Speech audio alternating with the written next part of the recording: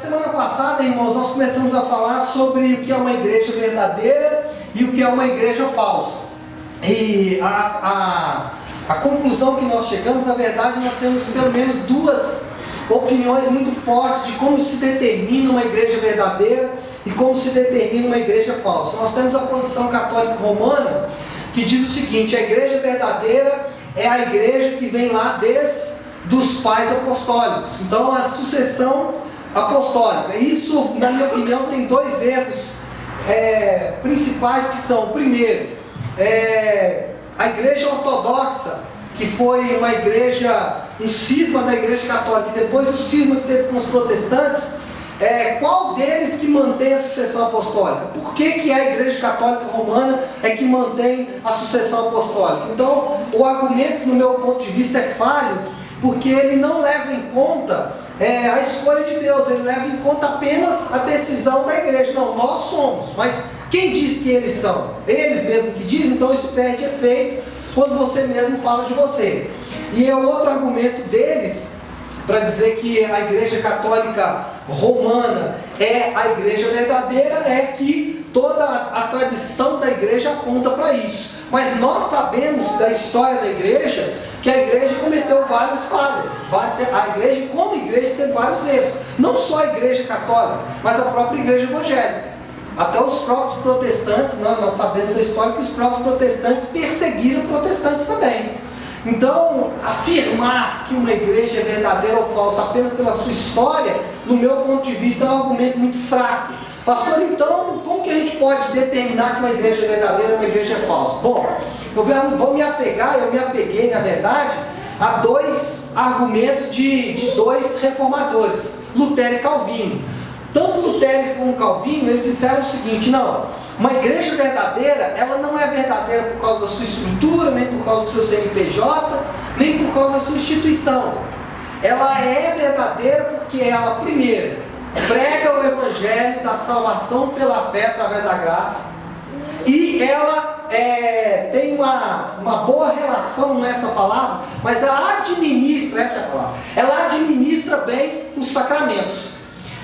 Tanto a confissão de Augsburgo, que é a confissão luterana, como as institutas de Calvino falam a mesma coisa. Eu vou só citar, eu citei semana passada, mas eu vou só citar novamente. As institutas de Calvino, na sua página 1023, diz o seguinte: onde quer que ouçamos a palavra de Deus puramente pregada e ouvida, e os sacramentos ministrados conforme instituídos por Cristo, ali não se deve duvidar, existe uma igreja de Deus.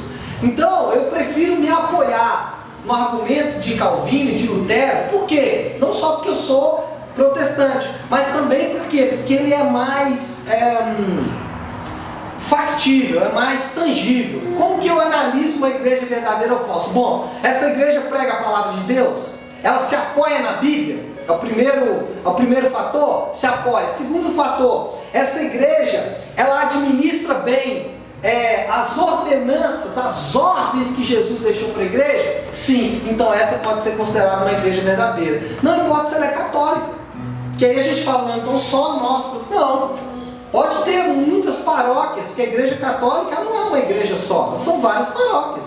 Então você pode ter uma paróquia em algum lugar que o pároco, ou o padre, ou quem é que coordena aquilo ali, ele tem uma visão muito clara do evangelho, mas talvez por causa da instituição, ele não tem muita mão para poder mexer, ele não tem muito espaço para poder mexer, mas ele consigo, ele prega a palavra de Deus, e ele sabe quais são os verdadeiros sacramentos. E tem muitas igrejas chamadas evangélicas, chamadas protestantes, que são exatamente o oposto. Elas não pregam a palavra verdadeiramente, elas ensinam pseudo-evangelho, e elas também não administram bem os sacramentos.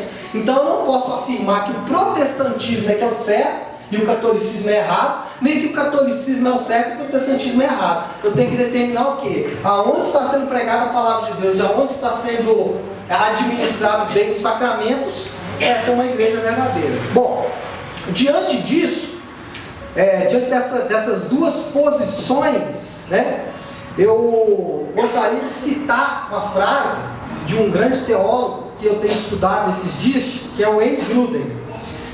O Wayne Grudem diz o seguinte: quando a pregação de uma igreja, preste atenção, quando a pregação de uma igreja oculta de seus membros a mensagem do Evangelho da salvação pela fé, de modo que não é proclamada com clareza, mesmo ficando sem ser proclamado por algum tempo, o grupo que ali se reúne não é uma igreja. Então o que o Wayne Grudem está afirmando?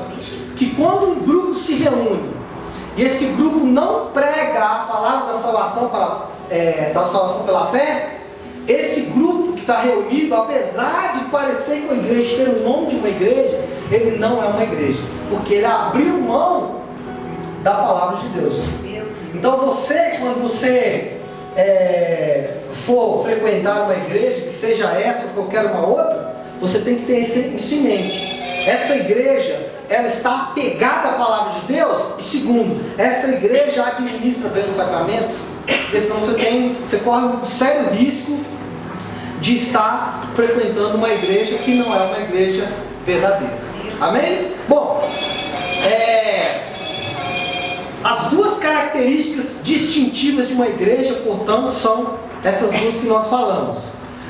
Só para a gente citar alguns exemplos, e isso não é maldade, não, isso é só para a gente citar mesmo. Nós temos, por exemplo, a Igreja Católica, que ela acredita que a salvação é um sinergismo, ou seja, é uma ação do homem e de Deus. Só que dentro da palavra de Deus nós vemos o quê? Que a salvação é uma ação única e exclusiva de Deus. Então, se qualquer igreja, seja ela católica ou evangélica, estiver pregando a salvação, que depende não só de Cristo, que depende de alguma coisa que você faça, essa igreja, ela não está pregando a palavra verdadeiramente. A segunda característica que eu gostaria de falar, e eu vou começar a falar sobre isso hoje, e nos próximos domingos eu vou falar sobre esse assunto, estou deixando aqui só para me ver as horas, sobre a questão dos sacramentos. Dentro da palavra de Deus, Jesus deixou duas ordens para nós como igreja para realizar. Ele falou sobre o batismo, e ele foi muito claro sobre isso. Ele fala: quem crê e for batizado será salvo. E ele também deixou a ceia. Ele disse o seguinte: todas as vezes que comerdes o pão, beberdes o vinho, foi ele mesmo que deixou. Fazer isso em memória de mim. Aliás, quem falou isso é Paulo, né? Não sei, enfim. Também falou. Essas são as duas ordens que Jesus ele deixou. Bom, de acordo com a Igreja Católica Romana, são 7 sacramentos. Quais são eles, pastor? Batismo, e depois a crisma, que é a confirmação do próprio batismo, a penitência, a Eucaristia, que é a ceia, o casamento, a unção dos enfermos e as santas ordens. O que são as santas ordens? É a ordenação de ministros, a ordenação de bispos, padres, diáconos e etc, etc. Eles consideram todas essas como ordens de Cristo. Baseado em quê, pastor Léo? Bom, baseado principalmente na tradição da igreja. Porque no Concílio de Trento, que foi realizado em 1545, que é considerado como o concílio da Contra-Reforma, em 1517, Lutero coloca lá suas 95 teses na Catedral de Wittenberg. Depois que ele coloca essas 95 teses lá, a Igreja Católica se reúne em 1545, alguns anos depois, para fazer uma Contra-Reforma. E lá, nesse concílio, ficou determinado o seguinte: a autoridade da verdade está presa em 2 lugares: nas Escrituras e na tradição da igreja. E aí, por causa da tradição da igreja, que tem mais 5 sacramentos. Esses sacramentos não estão na Bíblia. Em nenhum momento Jesus fala: você tem que casar. Em nenhum momento ele fala sobre isso. Mas a tradição da igreja interpretou dessa forma. Como a tradição da igreja tem peso, ficou. Bom, a diferença do ponto de vista dos reformadores, não está apenas no número. Ah, a nossa é 7 e o outro é 2. Então, porque um é 2, o outro é 7, um tem mais valor que o outro. Não. A diferença principal é com relação ao significado e o propósito.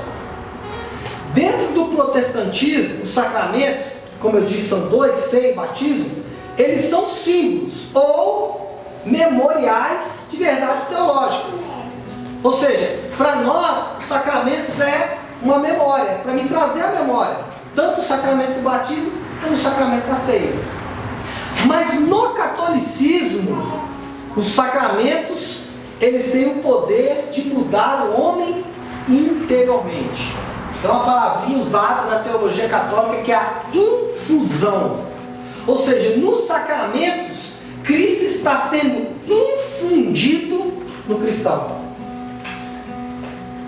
Então, quando o católico, né, ele toma lá, por exemplo, não sei se é toma a ceia, né, toma a Eucaristia, não sei se é esse nome, come, sei lá. O que está fazendo? Na cabeça da teologia católica, Cristo está sendo colocado no interior daquela pessoa. E o processo de justificação está acontecendo. Porque essa é uma grande diferença também entre o protestantismo e o catolicismo. No protestantismo, nós cremos na justificação do cristão imediatamente no momento que ele tem uma experiência com Deus.